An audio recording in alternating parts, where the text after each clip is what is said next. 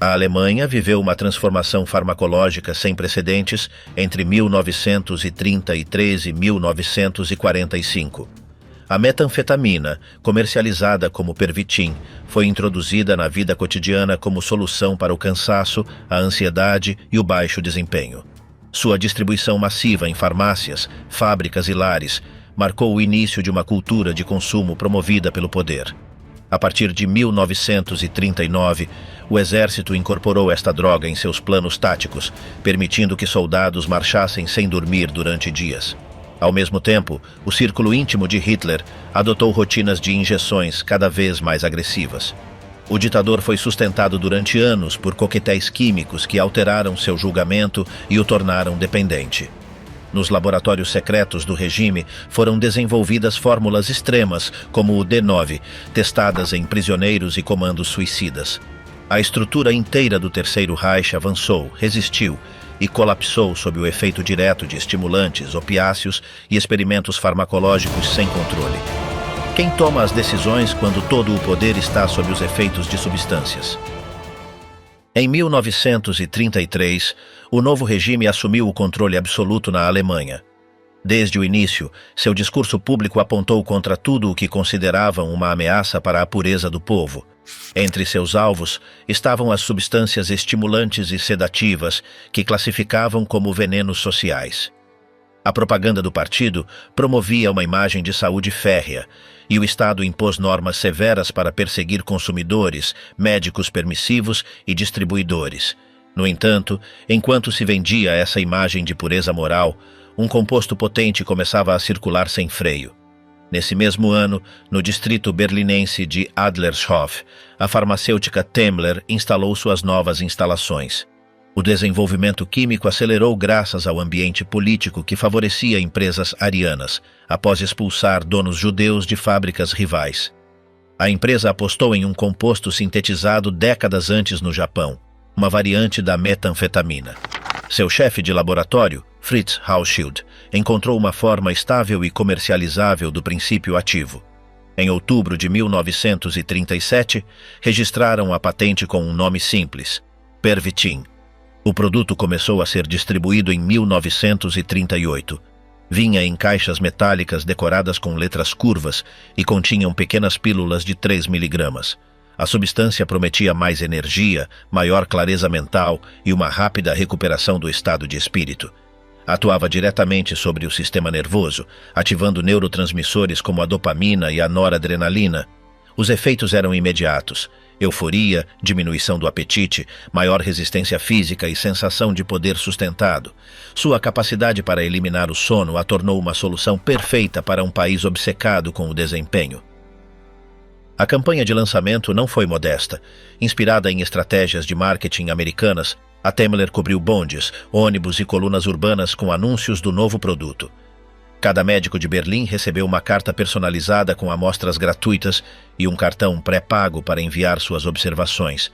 Poucos dias depois, o Pervitin já era vendido sem receita em qualquer farmácia. O Estado não só permitiu, ele o encorajou indiretamente ao não incluí-lo nas restrições daquele momento. A acolhida foi imediata. Estudantes o usavam para renderem exames sem descanso. Enfermeiras de turno noturno dependiam dele para se manterem acordadas. Telefonistas, datilógrafas e trabalhadores de fábrica começaram a integrá-lo à sua rotina diária. Sua venda não era limitada por idade ou profissão. Mesmo padeiros e entregadores relatavam melhorias em seu ritmo de trabalho. O Pervitin tornou-se um objeto cotidiano. O consumo se expandiu dos bairros operários até os escritórios ministeriais. Os médicos, longe de alertar sobre riscos, colaboravam em sua difusão. Alguns o receitavam para combater a fadiga, a depressão leve ou até mesmo a perda de libido. Era recomendado também a mulheres com apatia ou cansaço doméstico. Muitas donas de casa o incorporaram como solução rápida para se manterem ativas. Em alguns lares, as caixas eram guardadas junto ao café ou ao açúcar. A Temmler, inclusive, lançou uma versão em forma de bombons, os chocolates Hildebrand, que continham até 14 miligramas por porção. O lema publicitário era direto: chocolates Hildebrand, sempre um prazer. Cada caixa podia conter dose suficiente para gerar dependência em poucos dias. A aceitação do produto não partiu de uma ordem direta do regime. Foi uma adoção massiva e espontânea, motivada por uma cultura que exigia produtividade e energia constante. O mito da nação regenerada, ativa e focada, encontrava no Pervitin seu aliado químico ideal. Sem fazer barulho, o consumo de metanfetamina tornou-se parte do estilo de vida da nova ordem. O ambiente político favoreceu essa dinâmica. A Alemanha havia se proposto a demonstrar ao mundo sua recuperação após o colapso da década anterior. Os índices de emprego cresciam, as fábricas se enchiam e a propaganda mostrava um país desperto e em movimento. Nesse clima, qualquer ajuda que permitisse manter esse ritmo era bem-vinda. Ninguém questionava a necessidade de funcionar a todo vapor, e ninguém perguntava pelos efeitos secundários. Para a indústria farmacêutica, foi uma época dourada. Empresas como Merck, Bayer e Boehringer Ingelheim ampliaram sua produção de compostos estimulantes. Enquanto o consumo de morfina e cocaína se reduzia por medidas restritivas, as vendas de produtos como o Pervitin cresciam sem controle.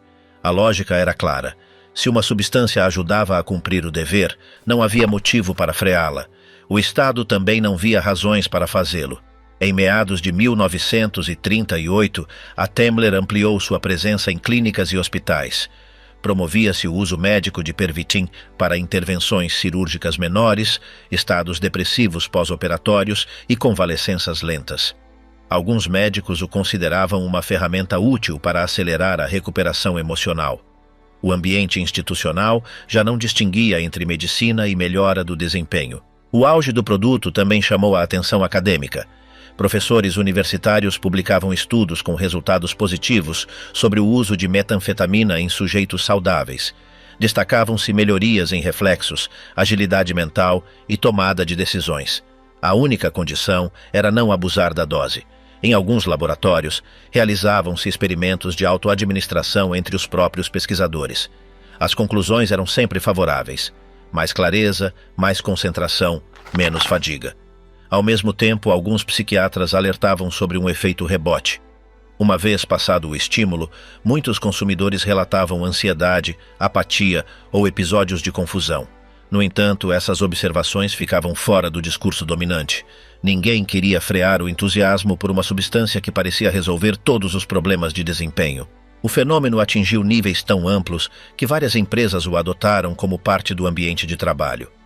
Em algumas fábricas, os encarregados ofereciam as pílulas durante as mudanças de turno. Elas se tornaram parte do protocolo de produção, assim como o uniforme ou o relógio de ponto. Em escritórios administrativos, eram usadas para acelerar tarefas ou manter a concentração durante reuniões longas. Nos centros de chamadas, ajudavam a sustentar a atenção durante as noites.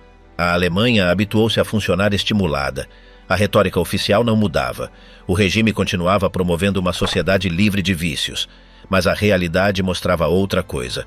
O Pervitin não era percebido como uma droga, mas como uma ferramenta útil. A mesma propaganda que atacava o alcoolismo e as fraquezas degeneradas da era anterior tolerava a distribuição de pílulas que alteravam profundamente o sistema nervoso. Tudo o que ajudasse o objetivo coletivo era absorvido pela engrenagem social sem resistência. Para o final de 1938, as farmácias de todo o país registravam vendas massivas do produto. A Temmler produzia milhões de pílulas por semana. Em muitos lares, o medicamento já era parte do kit de primeiros socorros habitual. O termo droga nem sequer aparecia na conversa. Era simplesmente um reforço, um complemento do esforço nacional. Nesses meses prévios ao conflito global, a Alemanha parecia organizada, veloz e em plena atividade. A rua estava cheia de trabalhadores energéticos, funcionários entusiasmados e estudantes que estudavam sem descanso. Mas debaixo dessa imagem de disciplina coletiva, expandia-se uma dependência silenciosa. Uma sociedade inteira havia se entregado a um impulso químico que ainda não mostrava sua conta. O país continuava aparentando força, mas o que se construía nos alicerces não era apenas produtividade. Era um hábito, uma necessidade, uma adição socialmente aprovada. Em setembro de 1939, os primeiros tanques cruzaram a fronteira polonesa. A Wehrmacht avançava com uma velocidade que surpreendia até mesmo os seus comandantes. Cada unidade parecia mover-se sem pausa, cobrindo quilômetros sem parar nem para dormir. Era o início de uma estratégia nova, agressiva e veloz, a Blitzkrieg. Mas por trás dessa energia transbordante havia um impulso que não vinha apenas do treinamento nem do entusiasmo ideológico. Vinha em pílulas. Antes que os combates começassem, os comandos militares tinham notado um fenômeno civil. O uso estendido de Pervitin na Alemanha havia chamado a atenção do corpo médico do exército. A substância havia demonstrado sua capacidade de reduzir a fadiga, eliminar o sono e manter alerta quem a tomasse por longos períodos. A direção médica, encabeçada pelo Dr. Otto Ranke, diretor do Instituto de Fisiologia Militar, viu neste composto uma ferramenta perfeita para potencializar as tropas em marcha. Ranke realizou testes com soldados em exercícios controlados. Forneceram-lhes metanfetamina antes de simular marchas forçadas, vigílias prolongadas e manobras noturnas. Os resultados foram contundentes. Quem tomava Pervitin aguentava mais, pensava mais rápido, suportava o frio e a fome com maior integridade. Ranke não hesitou em recomendar sua inclusão nos pacotes de equipamento de combate.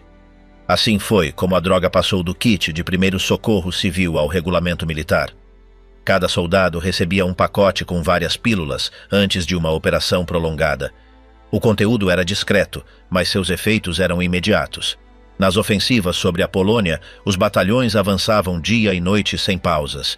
Os blindados superavam obstáculos com uma energia incomum, enquanto as tropas de infantaria continuavam caminhando quilômetros com apenas algumas horas de descanso. Em muitos casos, marchavam mais de 3 dias sem fechar os olhos. Os oficiais notavam que o rendimento era incomumente alto.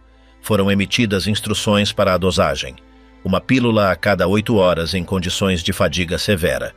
As recomendações eram acompanhadas de advertências básicas, embora na prática muitos soldados duplicassem ou triplicassem a dose. A sensação de invulnerabilidade era imediata. Alguns descreviam que, após ingeri-la, o corpo reagia como se tivesse dormido uma noite inteira. As cartas enviadas da frente confirmavam o fenômeno. O jovem artilheiro Heinrich Böll, que anos mais tarde ganharia o Prêmio Nobel de Literatura, escrevia AOS seus pais pedindo mais pílulas. Em suas palavras, o produto o ajudava a permanecer acordado durante os turnos noturnos e agradecia seu maravilhoso serviço, especialmente durante os bombardeios. Pedia que lhe enviassem mais com total naturalidade, como se tratasse de tabaco ou pão.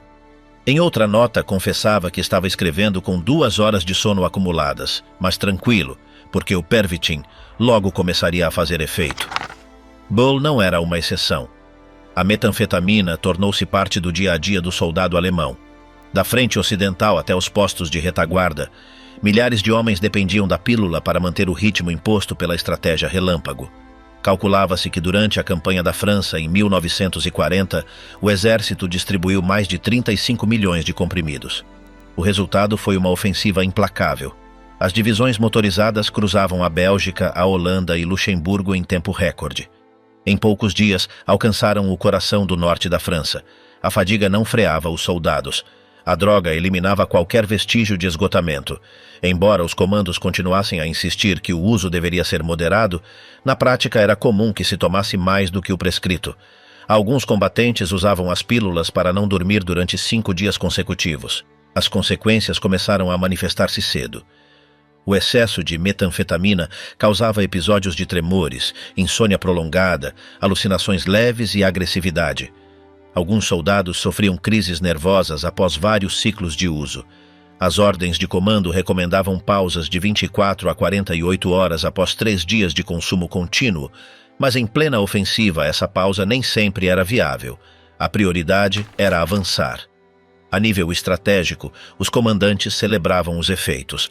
As unidades eram capazes de mover-se com uma intensidade inédita. O inimigo não conseguia antecipar-se. Em alguns casos, as tropas alemãs apareciam em pontos-chave antes que os mapas aliados sequer contemplassem essa possibilidade. O uso do Pervitin permitiu eliminar as pausas tradicionais por sono ou cansaço. Combatia-se em ciclos estendidos. A guerra entrava em uma dimensão cronométrica, alimentada por substâncias químicas. Otto Ranke, satisfeito com os resultados, publicou relatórios internos destacando o impacto positivo da metanfetamina na eficiência de combate. Afirmava que era uma ferramenta de adaptação biológica ao novo ritmo militar. Segundo suas análises, os soldados conseguiam manter níveis de alerta e coordenação durante operações prolongadas, sem reduzir sua capacidade tática. Embora alguns efeitos secundários fossem inevitáveis, o benefício imediato superava as desvantagens. Apesar dos riscos, os pedidos de Pervitin das frentes cresciam. Tornou-se uma parte esperada do equipamento de marcha. Os novos recrutas o recebiam como parte do kit de primeiros socorros básico. Em alguns casos, os oficiais permitiam seu uso em turnos de guarda para prevenir descuidos. Seu uso integrou-se às rotinas logísticas. Eram transportados com a munição, os víveres e as rações. Nos quartéis de descanso, os soldados falavam das pílulas como de mais um recurso estratégico. Chamavam-nas de bombas de energia, desperta-mortos ou simplesmente o impulso. Alguns trocavam doses por cigarros, café ou favores menores. Seu uso, embora tecnicamente controlado, tornou-se informal e desregulado. A necessidade de render justificava qualquer excesso.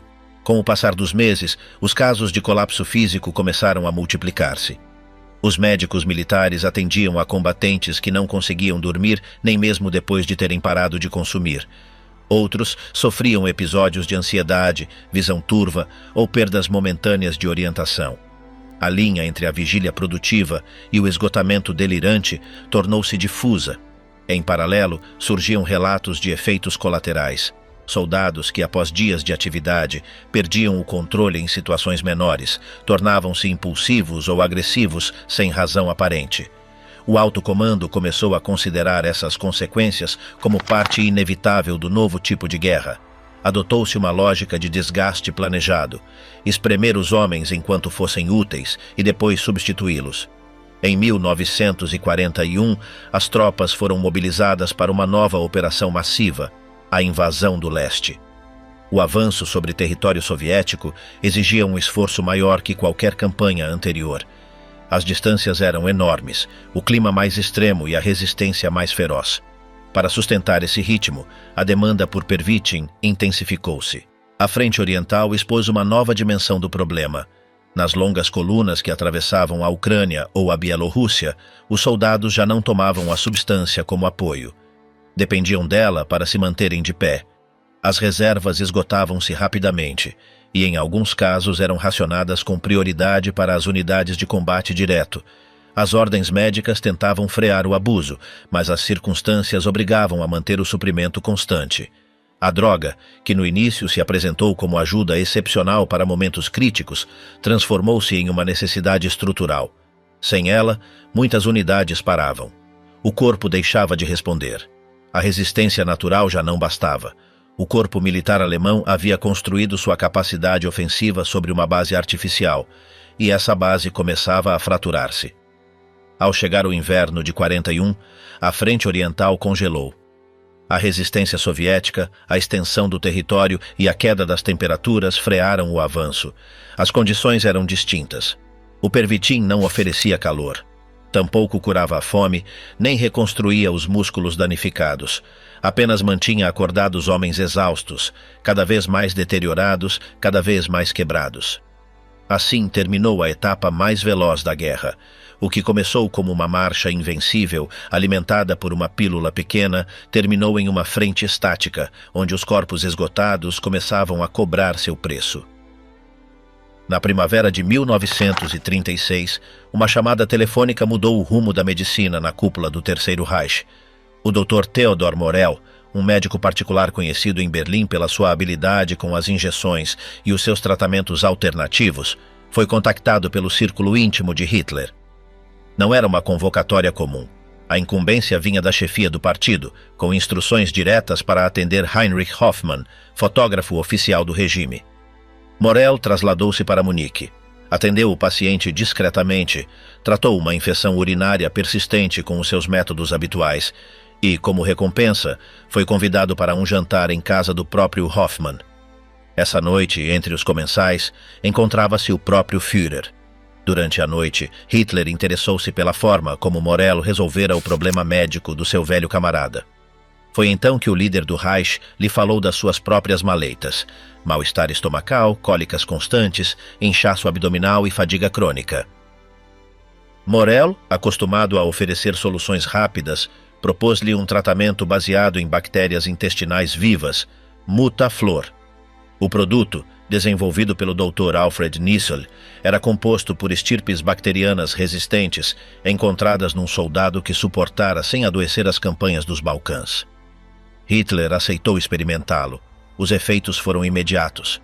Os seus sintomas aliviaram-se em poucos dias. Satisfeito, nomeou o seu médico pessoal. A partir de então, Morel tornou-se uma figura-chave na rotina privada do ditador. Começou com injeções de vitaminas, glicose, compostos minerais e preparados circulatórios. O objetivo era mantê-lo ativo, desperto, funcional. Hitler rejeitava tratamentos convencionais, fugia a AOS exames, evitava que o tocassem. Só aceitava as soluções que oferecessem resultados imediatos, sem perguntas. Morel encaixava perfeitamente nesse esquema. Com o passar do tempo, os tratamentos intensificaram-se. Já não se tratava de vitaminas. Começou a receber Eucodal, um potente opiáceo derivado da oxicodona. O medicamento, originalmente desenhado para aliviar dores agudas, foi administrado por Morel como reforço energético. Também introduziu Vitamultin, um coquetel de estimulantes, e ocasionalmente reforçava as sessões com cocaína nasal em soluções para a mucosa. Cada injeção era uma combinação distinta. Cada dia exigia uma dose nova. A mudança física não tardou a tornar-se visível. Hitler passou de aparentar debilidade a exibir uma vitalidade artificiosa. Falava com mais velocidade, caminhava de forma agitada, reagia com brusquidão. Alguns notavam que transpirava mais do que o normal. Outros comentavam os seus tremores na mão esquerda. A sua pele tornou-se mais pálida, a sua voz mais tensa. As reuniões eram cada vez mais imprevisíveis. Alternava momentos de euforia com longos silêncios ou explosões impulsivas. O ambiente reagiu com distintas atitudes. Joseph Goebbels tolerava a presença de Morel, embora o considerasse grosseiro e repulsivo. Hermann Göring desprezava-o abertamente. Heinrich Himmler evitava qualquer comentário, mas em privado expressava desconfiança. Apesar das queixas, ninguém conseguiu deslocar Morel. Hitler defendia-o publicamente como o único capaz de o manter em condições para governar.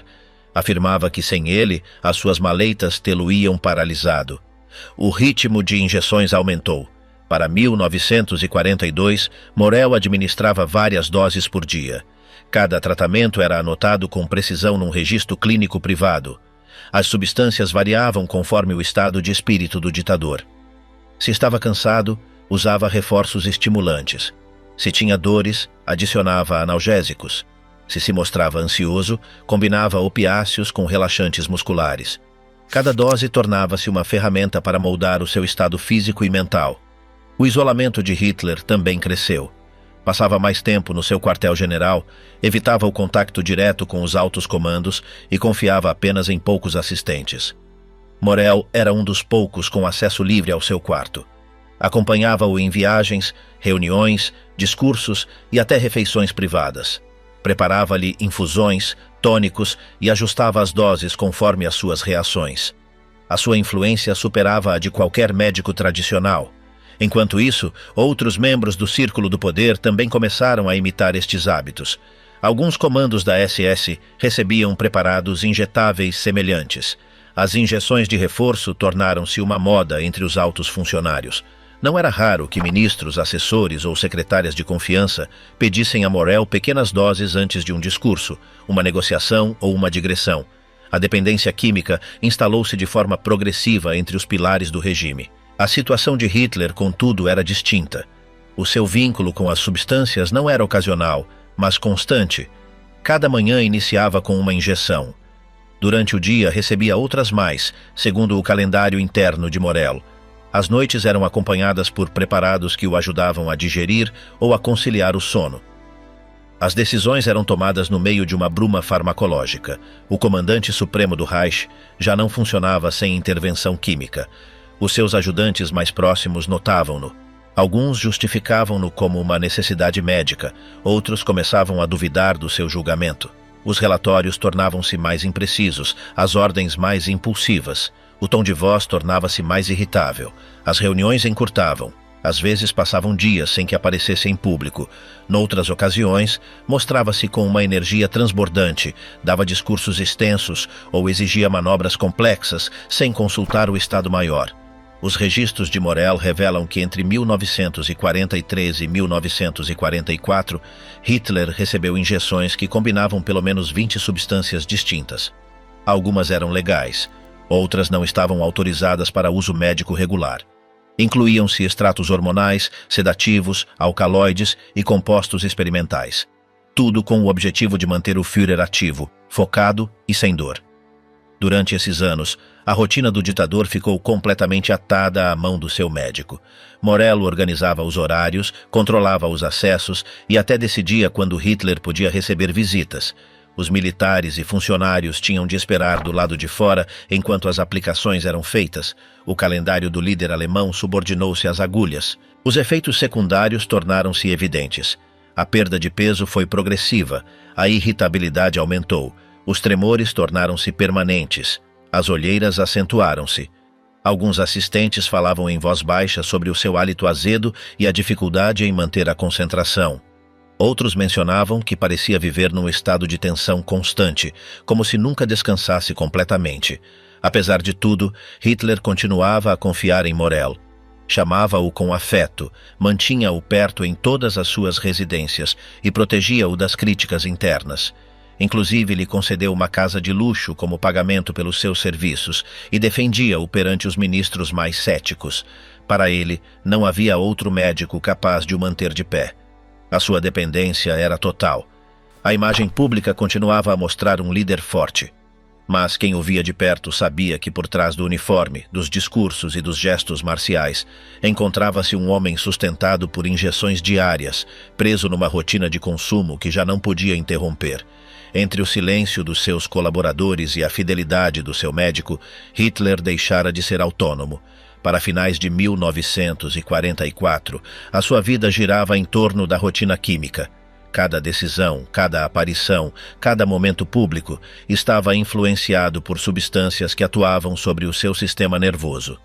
A guerra seguia o seu curso, mas o comandante que a dirigia dos seus gabinetes já vivia dentro de uma bolha farmacológica sem retorno. No último ano do Terceiro Reich, Hitler passava os seus dias enclausurado debaixo da terra. O seu corpo já não respondia com firmeza.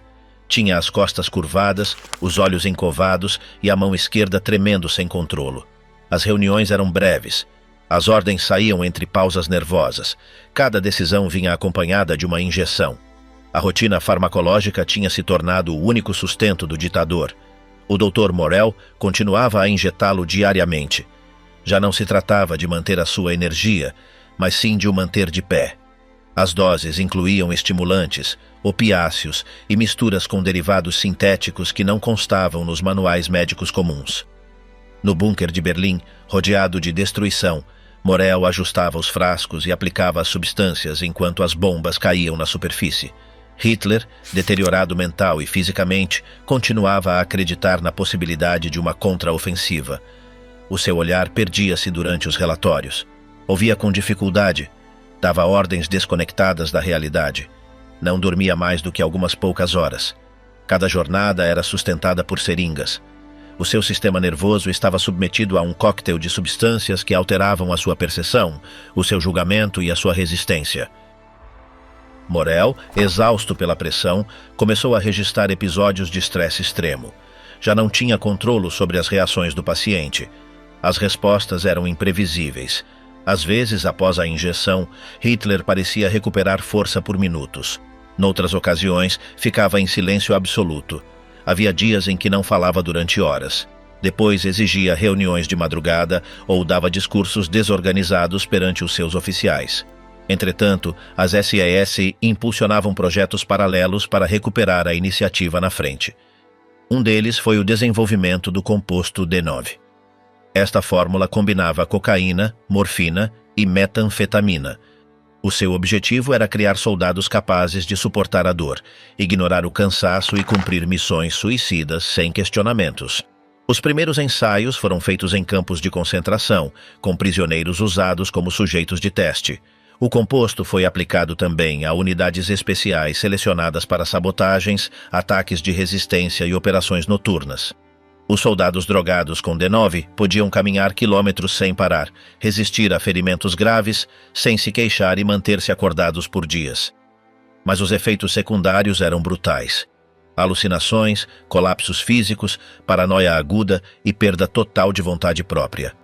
Nas últimas semanas do conflito, surgiram grupos de comandos suicidas formados por voluntários drogados.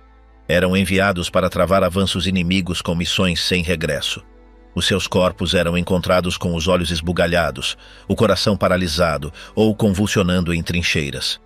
Alguns continuavam a caminhar sem direção depois de as suas unidades terem sido aniquiladas. Já não distinguiam ordens nem reconheciam rostos. A sua consciência tinha desaparecido sob as drogas. Nos campos de concentração, a situação também atingiu níveis extremos. Perante o caos, alguns supervisores autorizaram a administração de substâncias a prisioneiros para os submeter, castigar ou experimentar. Em lugares como Sachsenhausen e Mauthausen, os internos eram obrigados a consumir compostos semelhantes ao D9 para avaliar o quanto podiam resistir antes de colapsar. Às vezes procurava-se testar novas fórmulas. Noutras, simplesmente lhes era fornecido para entreter os oficiais com a sua degradação. Muitos caíam ao chão com convulsões. Alguns caminhavam em círculos durante horas até perderem o conhecimento. Outros desmoronavam-se sem saber os seus nomes. Os doutores que dirigiam os experimentos registravam cada reação como parte de uma estatística inútil. Já não se procuravam resultados científicos. Era uma rotina de desespero, crueldade e descontrole químico. Na frente interna, o colapso era evidente. Tropas inteiras recebiam pastilhas de Pervitin sem controlo de dose. As ordens tornavam-se contraditórias. Os soldados passavam dias sem dormir. Marchavam até caírem. Desidratavam-se sem se aperceberem. Nos hospitais de campanha, os médicos tratavam sintomas sem entender as causas. Alguns combatentes chegavam com quadros de agitação total. Outros estavam imersos em estados catatônicos. Os registros da época mostram que entre janeiro e abril de 1945, as entregas de Pervitin a unidades isoladas se multiplicaram. A cadeia de suprimentos tradicional estava quebrada, mas os envelopes com drogas chegavam através de ligações improvisadas. Eram priorizados frascos, ampolas e pastilhas acima de alimentos ou roupa. O exército tinha deixado de funcionar como uma estrutura militar. Tinha se tornado um conjunto de corpos dopados lutando por reflexo. Em Berlim, dentro do bunker, a situação atingiu o limite. Morel já não sabia o que dar a Hitler. As injeções perdiam efeito. As reações tornavam-se mais violentas ou mais apagadas. Às vezes Hitler gritava durante as aplicações. Noutras, não respondia de todo.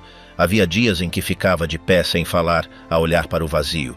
Em ocasiões delirava em voz alta, mencionando exércitos que já não existiam ou generais que tinham morrido. O pessoal do bunker vivia em estado de tensão permanente. Os quartos cheiravam a álcool medicinal, suor e umidade. As vozes eram abafadas. Ninguém sabia o quanto resistiriam. Discutiam-se rotas de escape, doses mínimas para se manterem ativos e decisões que já não seguiam nenhuma lógica. Alguns oficiais pediam injeções a Morel para se acalmarem, outros procuravam formas de se evadir. Havia quem se fechasse em silêncio durante horas. As cenas eram absurdas. Oficiais que tremiam antes de entrar no quarto do Führer. Secretárias que não conseguiam segurar o lápis para escrever os decretos. Escoltas que pediam Pervitin para não adormecerem nos corredores. Todos sabiam que o fim estava próximo, mas continuavam a aplicar seringas, a distribuir pastilhas e a manter a ficção de que ainda havia um Reich para defender. As comunicações com o exterior estavam cortadas, só chegavam relatórios de destruição. Cidades em ruínas, divisões inteiras desaparecidas, aliados a avançar sem freio.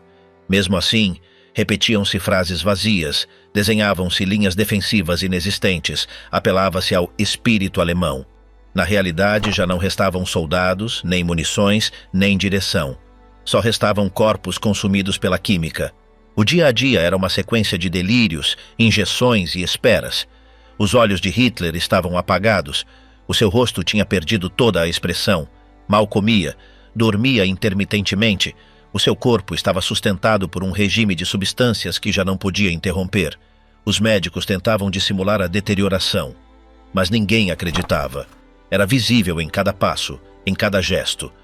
Nos últimos dias, o caos tornou-se total. Ninguém obedecia a ordens. As seringas confundiam-se. As doses eram improvisadas. Usavam-se restos de frascos vencidos. Alguns soldados procuravam as suas próprias combinações. A linguagem distorcia-se. Os olhares estavam perdidos. Ninguém tinha clareza. As drogas, que no início foram vistas como uma ferramenta de vitória, tornaram-se um símbolo da derrota absoluta. O regime não caiu com uma explosão final, mas com uma lenta degradação química. O colapso não foi apenas militar, mas biológico, cerebral, moral. Entre os muros úmidos do bunker, entre frascos vazios e corpos exaustos, extinguiu-se o Terceiro Reich. Não por heroísmo nem por resistência, mas por uma adição descontrolada que acabou por consumir os seus líderes, as suas tropas e o seu sistema.